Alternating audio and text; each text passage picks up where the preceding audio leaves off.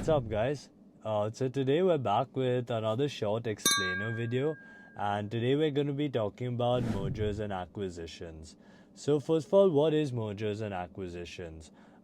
It's when the ownership of one company gets transferred over to another one. So a merger is where two companies combine to form a new entity together, and an acquisition is where one company buys over the shares of the other company, right? So all of the ownership is transferred from one company to the other.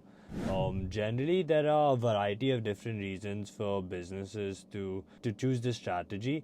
The main reason is for synergies between companies, right? So if they're often doing the same thing, have the same target market, there's a lot of common knowledge that they can share and resources that they can share.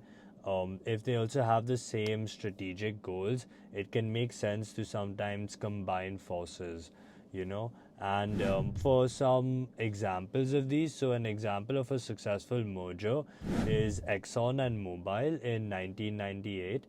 They formed Exxon Mobil, which ended up being one of the largest mergers of the 20th century and has created a lot of value together, rather more than what they would have created on their own.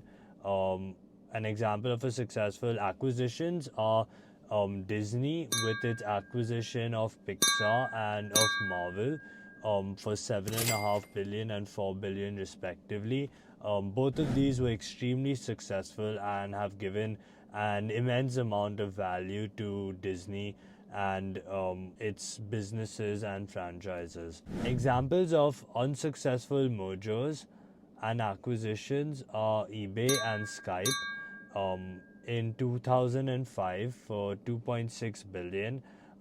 This did not work out well at all for eBay, and they ended up selling a partial stake in 2009. That's a general gist of sort of mergers and acquisitions.